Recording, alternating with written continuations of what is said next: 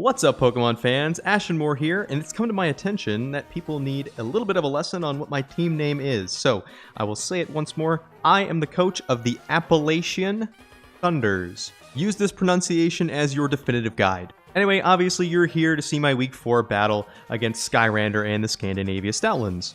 Now before we go too far into this battle, a small disclaimer is required. The prep for this battle did not go well. The piloting for this battle did not go well. There are still some lessons that can be taken from this. But overall, the morning that I was prepping for this game, I was really mentally not in a good spot. And I think it very, very clearly showed in all portions of the actual battle. This channel really exists for only two reasons. The first is to entertain. So I'm very interested in people enjoying the content and enjoying the battles that I have to provide. The second purpose is to inform. In other words, I want people to think about the game in new and different ways and consider things that they hadn't actually thought of before. So entertainment, learning. I know I do a relatively good job at both of those things, so I'm not really sure why I was so bothered last week.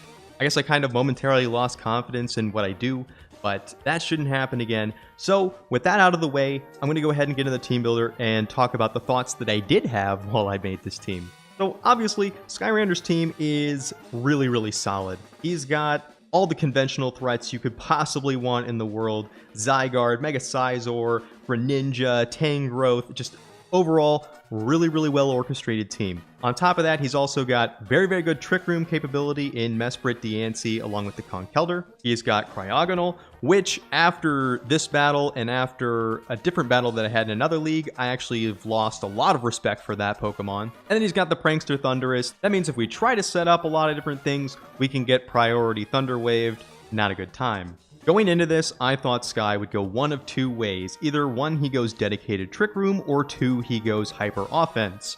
I wasn't really sure what he was going to do, and so I thought, hey, what's the best medium ground I could probably take here?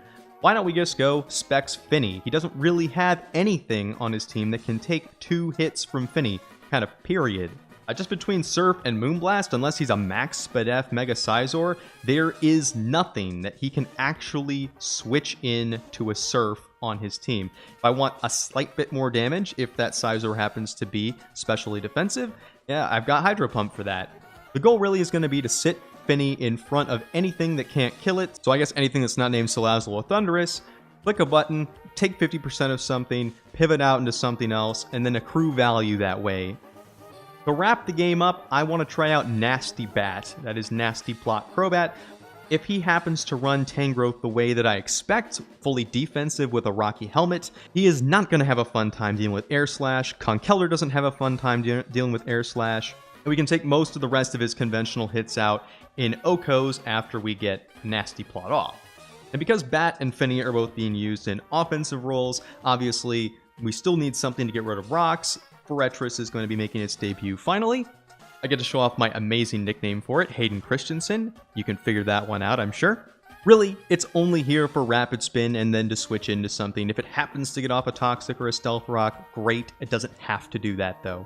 Now, this is where the prep is kind of going to get a little bit weird. I decided to run Choice Scarf Zeraora because it'll outspeed any Scarf that he happens to have if he goes like Scarf Greninja, Scarf Salazzle.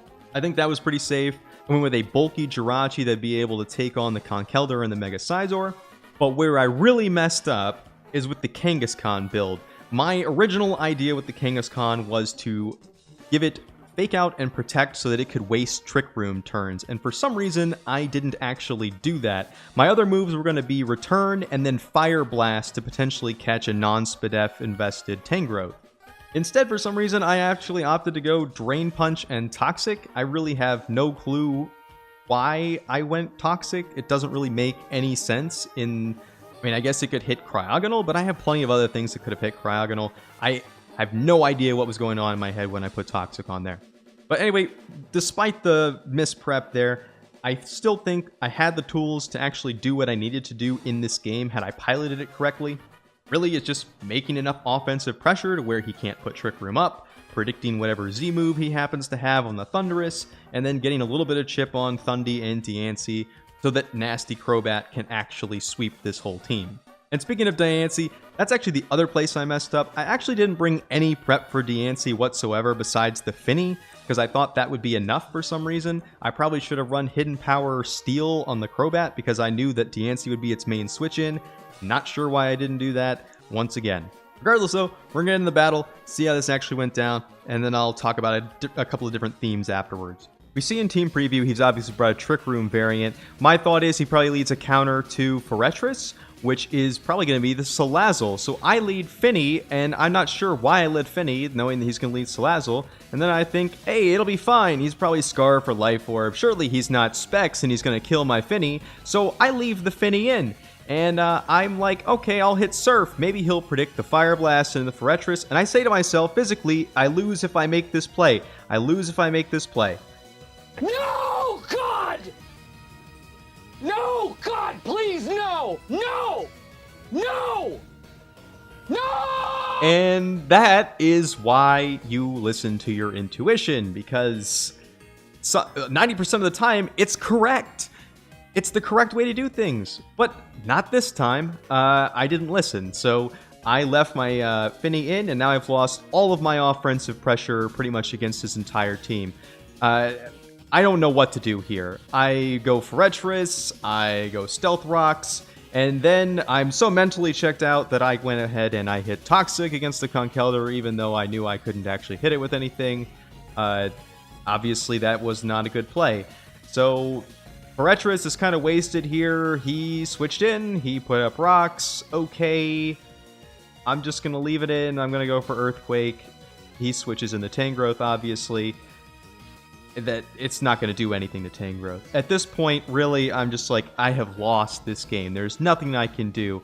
But maybe if I can stop him from setting up the Trick Room on the Diancie, maybe we can get somewhere? I don't know. So my thought is, let's just go Crobat. Let's go into Crobat. Let's see what we can do here. I had thought about switching in Crobat instead of Forretress to begin with anyway and going for a Nasty Plot, but he would have just gone into Diancie, and there's nothing I could do to Diancie. Now, hopefully he'll stay in here. If he's the build that I think he is, he'll literally just die to an Air Slash. So I go Air Slash, get a pretty huge chunk of damage there. Now, I do have a couple different ideas of what I could do. I could go Nasty Plot. I could just switch out. I know he's going to go into Diancie. There's no chance he's not going to. I'm going to go into Jirachi. I don't actually have a Steel move, but he doesn't know that. So I can at least prevent him from setting up the Trick Room right now. My thought is maybe here he goes into Salazzle, expecting that I'm going to keep misplaying and go for an Iron Head. So I'm going to go ahead, go for the Thunder Wave. That is obviously not going to be what he does. He goes into the Tangrowth, which is the smart play, and he just goes ahead and he eats that Thunder Wave. No big deal. What do I do from here? I have a couple of different options. I decide to just go right back onto the Crobat, expecting he's going to switch out again. He does not do that, though. He opts to go for Knock Off, and that's going to prevent me from being able to kill almost anything on his team at +2, besides this and the Conkeldurr, and we're not going to get into that kind of a situation, I'm sure. Here, I should have been like, hey, let's switch right on back out into the Jirachi, counter the Diancie, but that is not what happens either. Now, we end up with Crobat against Diancie, and we have literally no way to hit it, which means it's going to click the move that it's here to click, which is Trick Room. And the second he hits Trick Room, I'm like, all right, that's the game. He has two ideas here. He can switch into the Tangrowth, or he can switch into the Conkeldurr. Either way, I think that my play is probably going to best be to hit Fire Blast. If he switches into Tangrowth, I waste a turn of Trick Room and I kill the Tangrowth. If he switches into Conkeldurr, I get a 20% chance to get a burn, because I'm pretty sure if he's running Trick Room, he is Sheer Force Life Orb. That seems to make sense to me at this point. And also, I'm really regretting not having the Protect and the Fake Out here to waste Trick Room turns, because that also could have potentially kept me in the game at this point. We don't get the burn. I think, hey, he's probably going for Drain Punch. Let's switch out into Crobat. That should work out for us. No, that's going to be exactly what he's expecting, and he's going to go for Rock Slide. And I don't need to tell you what's going to happen to a non-physically defensive Crobat that gets hit with rocks from Conkeldurr. It's going to die. That's going to be it for that. So hey, Jirachi, let's go with that tanky Jirachi, right? We've already seen Fire Punch though, and I don't think this crit matters at all. I'm pretty sure it doesn't anyway. Jirachi is also similarly going to go down, and the Grim Reaper of Conkeldurr is really just going to take out the rest of my team. I could go into Zeriora here. Maybe I should have gone into Zeriora, knowing that he couldn't necessarily OHKO me, but I don't know. He doesn't ever have Earthquake right now. So Kangaskhan, obviously, he's going to get taken out by Drain Punch. He's going to heal back up to full HP. We got one dude left, and there is literally no way that the Scarf Zeriora is going to be able to end this. So I'm going to let it play out, and we're going to talk about a couple of different things. The first one is intuition. I mentioned 90% of the time, human intuition is correct.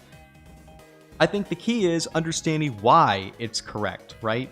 If you say to yourself on turn 1 of a game, if I make this play, or if he is this set, I lose, and you have no intelligence whatsoever, why make that play? There is no reason to do that. In fact, I learned that lesson over a year ago in the battle that you're going to see on the screen here in a second. Really, at the end of the day, this is aggression for aggression's sake. It isn't calculated aggression. I mean, you can have an aggressive playstyle, but yeah, it has to be calculated. You have to have information, or you have to have a really good reason to do what you're going to do. When I started playing this battle, I had literally no reason for that play. There was no purpose for doing it. There was no reason to lead Finny in the first place. So even from turn 0, I kind of screwed myself over just by not thinking. That is basically how this entire game went. And at that point, it was kind of GG. There was no way I could have dealt with the Diancie. There's no way I could have killed it in one shot. We prepped badly, and we played badly, and this is the result of that. And it's regrettable. I don't really necessarily care so much about winning or losing the game. I want to improve, and I want to be able to, have an enjoyable battle with somebody that's got some back and forth and, some ideas going on in it. And when a battle comes down to a turn 1 loss like that, it's not fun for me. It's not fun for the opponent. And it's not that fun for you guys to watch. And honestly, I should have delivered a much better battle for Sky, and I'm sad I couldn't do that. After this battle ended, I had a chance to kind of sit down, reflect, think about why I was playing this way. Got it figured out. This shouldn't happen again, I hope. Or at least in the future, it won't happen like this. Anyway, I hope you guys enjoyed some of the comic relief I placed in this video. Hopefully we can come back from this, win the rest of our games, we get into playoffs, and we can play Sky again and give him a match that he actually deserves. So tune in next week. I'm going to take on the number 3 in the league currently, the Toronto Totodiles. They're nothing to slouch at. As always, leave a comment, a like, a subscribe, and I'll see you next time. Thanks for watching.